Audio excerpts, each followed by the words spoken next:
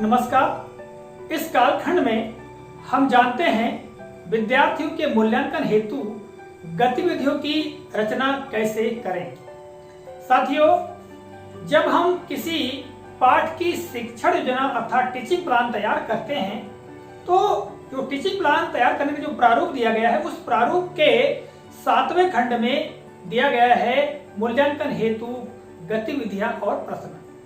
साथियों, प्रश्न की बात तो ठीक है, किंतु हम गतिविधियों की रचना कैसे करेंगे इस कालखंड में इस संदर्भ में जानकारी प्राप्त करते हैं। और गतिविधियों के संदर्भ में कुछ महत्वपूर्ण बातें हम जानेंगे, जैसे कि गतिविधियां क्या होती हैं या किसे गतिविधियां कहते हैं। ऐसी कौन सी गतिविधियां होंगी जो मूल्यांकन करने में सहायक होंगी। इसके अलावा हमें क्या देखते हुए गतिविधियों का सृजन करना चाहिए, और आगे है गतिविधियां कितने समय वाली होनी चाहिए, और इसी तरह से मूल्यांकन हेतु अधिकतम कितनी गतिविधियां लेना चाहिए। तो इन प्रश्नों का भी उत्तर इस कालखंड में हम जानने का प्रयास करेंगे। साथियों, आप यहां पर देख रहे हैं इस व्हाइट बोर्ड पे मैंने कुछ महत्वपूर्ण जानकारी को लिखकर रखा है और स्पष्ट रूप से शीर्षक भी दिया हुआ है कि टीचिंग प्लान में मूल्यांकन हेतु गतिविधियां कैसे बना सकते हैं। विशेष तौर से हम गतिविधियों का निर्माण कैसे करेंगे इस पर मैं फोकस करने का प्रयास करूंगा। सबसे पहले हम जान लेते हैं कि गतिविधियां क्या होती हैं। गतिविधियों को अंग्रेजी में कहते हैं एक्टिविटी। साथियों, इसका शाब्दिक अर्थ देखें तो क्या होगा। गतिविधि अर्थात विद्यार्थी के द्वारा या किसी भी व्यक्ति के द्वारा किया जाने वाला क्रियाकलाप गतिविधि कहलाती है या उसे हम एक्टिविटी कहते हैं। जब अध्यापन में एक शिक्षक के द्वारा बच्चों को किसी बात को सिखाने के लिए कुछ क्रियाकलापों में संलग्न किया जाता है और बच्चे अपने क्रियाकलापों को प्रदर्शित करते हैं, अपने क्रिया को दर्शाते हैं, इस स्थिति को हम गतिविधि कहते हैं। देखिए, यदि शिक्षक विद्यार्थियों को केवल भाषण देते हुए व्याख्यान के द्वारा समझा दे और विद्यार्थी केवल सुनते रहे तो यह गतिविधि नहीं कहलाएगी, यह केवल शिक्षक की गतिविधि कहलाएगी। गतिविधि वो होती है जिसमें शिक्षक के साथ साथ में विद्यार्थी भी क्रियाशील रहते हैं। तो ऐसी स्थिति को हम क्या कहते हैं, गतिविधि कहते हैं। और शिक्षण योजना जब हम तैयार करेंगे तो शिक्षण योजना के जो 7वां कॉलम है उसमें मूल्यांकन हेतु गतिविधियां और प्रश्न कहा गया है। साथियों, हम प्रश्न का निर्माण तो कर सकते हैं क्योंकि जो हम पाठ पढ़ाएंगे, जो अवधारणा को, जो कॉन्सेप्ट है उसको जब क्लियर करेंगे तो उससे संबंधित हम प्रश्न बना करके बच्चों को पूछ सकते हैं, किंतु कुछ गतिविधियों के निर्माण करने की भी हमें आवश्यकता होगी। तो उन गतिविधियों का निर्माण कैसे करेंगे ये जानने से पहले हम जान लेते हैं यहाँ पर कि ऐसी कौन सी गतिविधियां होंगी जो मूल्यांकन करने में सहायक होंगी। साथियों, ऐसी गतिविधियां मूल्यांकन करने में सहायक होंगी जिनमें विद्यार्थी अपनी सहभागिता को दर्शा रखे। दूसरी बात, गतिविधियां बहुत ही रोचक और सहज और सरल होनी चाहिए। ठीक है, यदि गतिविधियां सरल होंगी, विद्यार्थियों को समझ में आएंगी कि उनको क्या करना है, तो ऐसी गतिविधियां हमारे लिए ज्यादा हितकर होंगी और बच्चों का हम सही मूल्यांकन कर पाएंगे। ठीक है, इसके अलावा हमें क्या देखते हुए गतिविधियों का सृजन करना चाहिए। साथियों, इसके उत्तर में आपको यही बताना चाहूंगा कि किसी पाठ में जो दी गई अवधारणाएं होती हैं अर्थात जो मूल विषय वस्तु होती है जिसके बारे में हम विद्यार्थियों को समझाना चाहते हैं, बताना चाहते हैं, ठीक है, और विद्यार्थी ने वो कॉन्सेप्ट को ग्रहण किया है या नहीं किया है, अर्थात उस विषय वस्तु की समझ उसके अंदर आई है या नहीं आई है, इस बात की परख के लिए हम गतिविधियों का निर्माण करें। हम दूसरे किस्म की या अलग तरह की गतिविधियों का निर्माण ना करें, केवल उस मूल विषय वस्तु या उस अवधारणा को बच्चे ने समझा है या नहीं समझा है, इस बात को देखते हुए हमको गतिविधि का निर्माण करना चाहिए। अगली बात है, गतिविधियां कितने समय वाली होनी चाहिए। तो साथियों, मूल्यांकन में विद्यार्थियों के लिए समय कम होता है, तो हम ऐसी गतिविधियों की रचना करें जिसमें कम से कम समय लगे। ज्यादा लंबे समय की गतिविधियां नहीं होना चाहिए। मूल्यांकन के लिए बहुत संक्षिप्त, बहुत ही कम समय लेने वाली गतिविधियां होनी चाहिए। और हम आगे बात करें तो मूल्यांकन हेतु अधिकतम कितनी गतिविधियां होनी चाहिए। साथियों, जब हम विद्यार्थियों का मूल्यांकन करेंगे तो उसमें प्रश्न भी शामिल होंगे। प्रश्न के अलावा हम गतिविधियों का भी समावेशन कर सकते हैं। तो यदि किसी अवधारणा या किसी पाठ का हमको मूल्यांकन करना है तो उसके लिए अधिकतम 2 या 3 गतिविधियां होना चाहिए। इनके माध्यम से हम बच्चों का मूल्यांकन कर सके।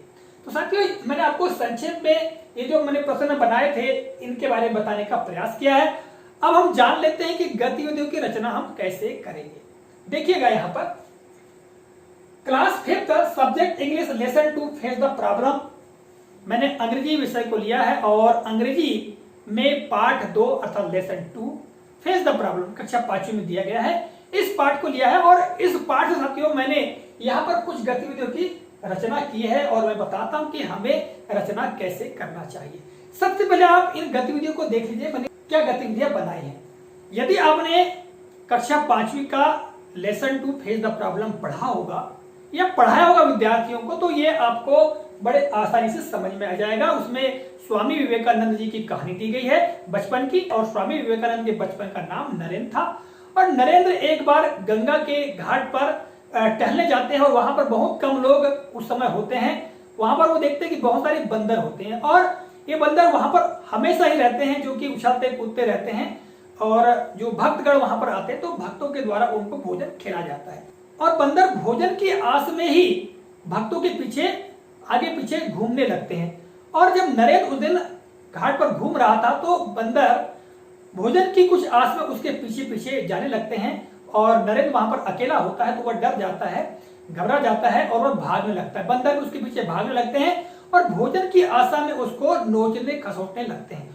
उसी समय इस घटना को एक पंडित देखते हैं और पंडित नरेंद्र को बोलते हैं कि वहीं रुको और बंदरों का सामना करो। वो उनके छड़ी देते हैं और छड़ी देने के पश्चात नरेंद्र उन बंदरों का सामना करते हैं। बंदर पीछे हट जाते हैं, वहां से वो भाग जाते हैं। इस तरह से नरेंद्र अपनी समस्या का समाधान करते हैं, अपनी समस्या का सामना करते हैं। फेस द प्रॉब्लम पाठ का नाम है, अर्थात समस्या का सामना। तो इस तरह से ये पाठ है और इस पाठ के लिए जब हम मूल्यांकन करेंगे तो जिस प्रकार की गतिविधियां बनेगी उन गतिविधियों को मैंने यहाँ पर लिखकर रखा है। देखिएगा, सबसे पहली गतिविधि मैंने लिखी है कि search answers from the lessons of following questions. आशा यह है कि उत्तर ढूंढिए फ्रॉम द लेसन अर्थात पाठ से आप द फॉलोइंग क्वेश्चन निम्नलिखित प्रश्नों का, निम्नलिखित प्रश्नों का पाठ से उत्तर ढूंढिए। देखिएगा, इसमें गतिविधि कैसे होगी, इसमें बच्चे विद्यार्थी शामिल कैसे होंगे। जब हम बच्चों को प्रश्न पूछेंगे तो अपनी अपनी पाठ्य पुस्तक से वो पाठ में सर्च करेंगे, वो मतलब एक्टिव हो जाएंगे बच्चे। और जहां पर विद्यार्थी एक्टिव हो गए अर्थात वही एक्टिविटी हो, ठीक है। तो यहां पर मैंने उदाहरण स्वरूप क्वेश्चन बनाया ए, जैसे कि हु चेस्ड नरेंद्र, अर्थात नरेंद्र को किसने रोका। अब पुस्तक को विद्यार्थी देखेंगे, मैं आपको पुस्तक बता देता हूं। आप ये देख रहे हैं पाठ्य पुस्तक है ना, लेसन 2 फेस द प्रॉब्लम। अब ये देखिएगा, ये जो मैंने क्वेश्चन बनाया, उदाहरण स्वरूप बनाया मैंने, हु चेस्ड नरेंद्र, नरेंद्र को किसने रोका। तो यहां पर देखिएगा, the monkeys now large in number chased him, यहां पर दिया हुआ है। तो यहां बच्चे प्रयोग कर सकते हैं कि मंकीज चेस्ड नरेंद्र, यहां से आंसर का चयन कर सकते, बच्चे बता सकते हैं एक्टिविटी। दूसरा देखिएगा, who threw a stick to Narendra, Narendra के लिए छड़ी किसने फेंका। तो यहां पर आंसर है, देखिएगा, ठीक है। The priest threw a stick to him, यहां हिम की जगह नरेंद्र आ जाएगा तो यहां पर आ जाएगा a priest threw a stick to Narendra. तो इस प्रकार से हम ऐसे प्रश्न बना देंगे जो कि यहां अभ्यास में नहीं दिए गए हैं। अपने तरह से मूल्यांकन करने के लिए बच्चों ने पाठ को कितने बेहतर तरीके से समझा है, इस बात को जानने के लिए हम क्या करेंगे, ऐसी गतिविधि का निर्माण करेंगे। और भी हम प्रश्न बना सकते हैं। तो बच्चे अपने अपने पुस्तकों खोलेंगे और वहां पर उस पाठ से जो आंसर है उसका चयन करेंगे। तो इस तरह ये एक्टिविटी हो गई साथियों, है ना। अब देखिएगा, अगली एक्टिविटी मैंने लिखी है कि डू एक्शंस ऑफ मंकीज, यानी बंदरों की नकल करिए, बंदरों के एक्शन करिए। एज, जैसे कि दे डन इन द स्टोरी, जैसे कि कहानी में उन्होंने किया था। बंदर किस प्रकार से नरेंद्र को उन्होंने रोका, उसके पीछे पीछे भागे, उस प्रकार की एक्टिविटी आपको करना है। तो विद्यार्थी को हम ये एक्टिविटी करा सकते हैं। अब इससे हम किस बात की जांच कर रहे हैं, हम इस बात की जांच करेंगे कि बच्चों ने कहानी को बहुत अच्छी तरीके से ध्यान पूर्वक सुना या नहीं सुना है। हम प्रत्येक बच्चे को बुला करके उसकी जांच कर सकते हैं कि बच्चे ने वाकई कहानी को ध्यानपूर्वक समझा है या नहीं समझा है।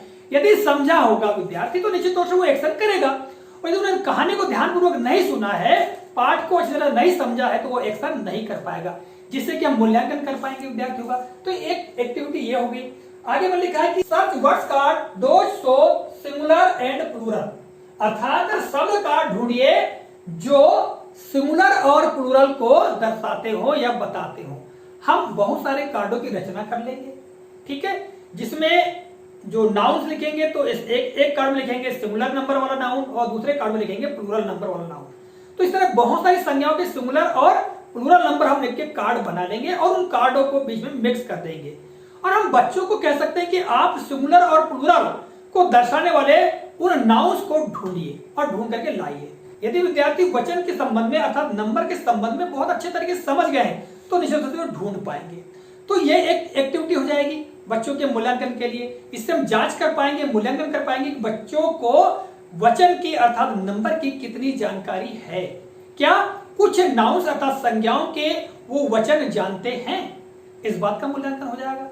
आगे देखिएगा, मैंने एक्टिविटी लिखी है कि put correct word card in the sentence to complete it, अर्थात सही शब्द कार्ड को जमाइए या रखिए इन द सेंटेंस, वाक्य में, टू कंप्लीट, उसे पूरा करने के लिए, अर्थात वाक्य को पूरा करने के लिए सही शब्द कार्ड जमाइए। अब देखिएगा, हम शब्द कार्ड बना लेंगे और बहुत सारे शब्द कार्ड आएंगे। अगर बच्चों को हम सेंटेंस के बारे में जानना चाहते हैं कि बच्चों को सेंटेंस बनाते आता है या नहीं आता है, सेंटेंस की रचना करते आती है या नहीं आती, इस बात की अगर जांच करना है तो कार्ड बना लेंगे और एक कार्ड को हटा देंगे और बहुत सारे कार्डों को वहां रख देंगे और एक वाक्य बनेगा। और जहां पर हमको कार्ड रखवाने की आवश्यकता होगी, हम बोलेंगे विद्यार्थियों को कि आप सही कार्ड उठा करके वहां जमाइए ताकि वह वाक्य पूरा हो जाए। तो इस तरह से बच्चों की वाक्य रचना के ज्ञान को हम परख सकते हैं, उसकी जांच कर सकते हैं, ठीक है। इसी तरह से मैंने यहाँ पर एक्टिविटी अगली लिखी है, choose word card of uncountable nouns. इस तरह बहुत सारे हम संज्ञाओं के कार्ड बना लेंगे, उनमें से कुछ काउंटेबल होंगे, कुछ अनकाउंटेबल होंगे, यानी कुछ गण संख्याएं होंगी, कुछ अगण संख्या होंगी। जब आप पाठ को पढ़ेंगे और पाठ में देखेंगे तो काउंटेबल और अनकाउंटेबल नाउन्स के बारे में जानकारी दी गई है, ठीक है। तो कार्डों के माध्यम से हम एक्टिविटी कर सकते हैं। हम बहुत सारे कार्डों को मिला देंगे और बच्चों को बोलेंगे कि भाई आप अनकाउंटेबल नाउन्स वाली संज्ञाओं के कार्डों को उठाइए। अगर बच्चा जानता है कि अनकाउंटेबल नाउन्स कौन सी हैं, कौन सी संज्ञाएं अनकाउंटेबल यानी अगण्य कौन सी है, तो उन कार्डों को वे उठा लेंगे।